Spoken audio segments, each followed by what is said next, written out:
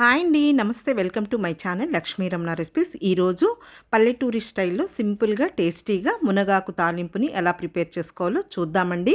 ఆరోగ్యానికి చాలా మంచిదండి. ఇందులో ఐరన్ అనేది పుష్కలంగా ఉంటుంది. రైస్లో కలుపుకొని తినచ్చు, లేదు సాంబార్, పప్పు, రసం అలా చేసుకున్నప్పుడు పచ్చళ్ళకు కూడా మంచి కాంబినేషన్ అండి. ఎలా తయారు చేసుకోవాలో కావాల్సిన పదార్థాలు, తయారీ విధానం ఒకసారి చూసేద్దామండి. ముందుగా ఇక్కడ నేను ఒక పెద్ద మునగాకు కట్టని శుభ్రంగా ఒలిచేసేసుకొని ఒక 3-4 సార్లు బాగా కడిగేసిన తర్వాత వాటర్ అంతా డ్రైన్ చేసి పెట్టేసుకున్నానండి.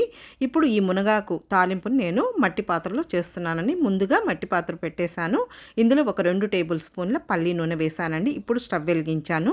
నూనె వేడెక్కిన తర్వాత మంటని మీడియంలో పెట్టేసుకొని ఇందులో పోపు దినుసులండి, ఒక 1/2 టీ స్పూన్ ఆవాలు, 1 టీ స్పూన్ మినప్పప్పు, 1 టీ స్పూన్ పచ్చిశనగపప్పు, అలాగే ఒక 1/2 టీ స్పూన్ జీలకర్ర వేసేసుకొని వేగిన తర్వాత ఒక 2 ఎండుమిరపకాయలను కూడా తుంచి వేసేసుకొని 1 నిమిషం వేగిన తర్వాత ఇందులో ఒక మీడియం సైజులో ఉన్న ఉల్లిపాయని చిన్న ముక్కలుగా కట్ చేసి వేసేసుకొని ఈ ఉల్లిపాయ ముక్కల్ని లైట్గా ఫ్రై అయిన తర్వాత కొద్దిగా పచ్చికరివేపాకు కూడా వేసేసుకొని ఒక 2 నిమిషాలు ఇలా కలుపుకుంటూ ఉల్లిపాయ ముక్కల్ని కొంచెం దూరగా వచ్చే వరకు ఫ్రై చేసేసుకోవాలండి.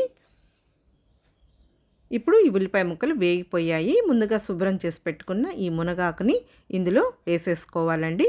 ఒక్కొక్కసారి మునగాకుని ఉడకబెట్టుకొని మళ్ళీ కూడా పోపు చేసేసుకోవచ్చండి. లేదు ఈ విధంగా డైరెక్ట్గా పోపులో మునగాకును వేసేసుకొని ఉడికిన తర్వాత పొళ్ళు చల్లేసేసుకొని మునగాకు తాలింపుని చేసేసుకోవచ్చండి. ఇప్పుడు ఆకంతా పెట్టేసిన తర్వాత మనము ఎంత కడిగినా కూడా ఇందులో నీళ్ళు అనేది వస్తాయి. సో ఈ మునగాకు వేసిన తర్వాత ముందుగా ఒక 5 నిమిషాలు ఈ ఆకుకూరనంతా కూడా ఇలా మధ్య మధ్యలో కలుపుకుంటూ కొద్దిగా మగ్గే వరకు ఫ్రై చేసేసుకోవాలి. చూడండి, మునగాకు అనేది మగ్గింది. మామూలుగా మునగాకుని ఎప్పుడైనా కూడా కొద్దిగా ఎక్కువ క్వాంటిటీలో తెచ్చి చేసుకోవాలండి.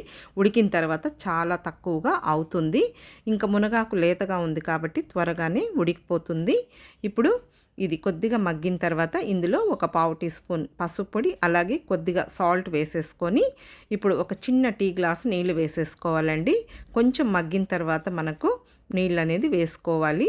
ఇంకా మునగాకు ఉడకాలి కాబట్టి ఒక చిన్న టీ గ్లాస్ నీళ్ళు వేసేసుకొని ఒకసారి ఇదంతా కూడా బాగా కలిపేసేసుకోవాలి.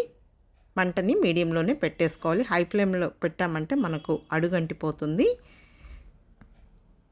ఇప్పుడు మూత పెట్టేసుకొని మీడియం ఫ్లేమ్లో ఒక 10 నిమిషాలు ఈ మునగాకుని ఉడికించుకోవాలి. 10 నిమిషాలు అయిన తర్వాత తీసి చూస్తే చూడండి, మునగాకు అనేది మనకు బాగా ఉడికిపోయింది. మామూలుగా మనం మునగాకుతో చాలా రెసిపీస్ చేసుకుంటూ ఉంటాం కదా అండి. పప్పు, అలాగే పచ్చడి, ఇలా మనం మునగాకు వేపుడిని కూడా డిఫరెంట్ స్టైల్లో ప్రిపేర్ చేసేసుకోవచ్చు.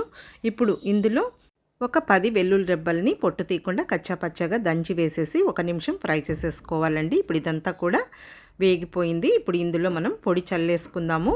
ఇది పల్లి పొడి అండి. పల్లీలు, ఎండుమిరపకాయలు, ఎండు కొబ్బరి, తర్వాత వెల్లుల్లి, కొద్దిగా సాల్ట్ వేసి దంచి పెట్టేసిన పొడి అండి. అది వేసేసుకోవాలండి. అది ఒక 2 టేబుల్ స్పూన్ వేసాను. కొద్దిగా ధనియాల పొడి వేసి కొద్దిగా సాల్ట్ వేసాను. ఇప్పుడు స్టవ్ ఆఫ్ చేసేసుకోవాలి. చూసారు కదా, మునగాకు వేపుడు తప్పకుండా ట్రై చేయండి. వీడియో నచ్చితే లైక్ చేయండి, షేర్ చేయండి. ఇంకొక మంచి వీడియోతో మళ్ళీ కలుద్దాం. నమస్తే అండి.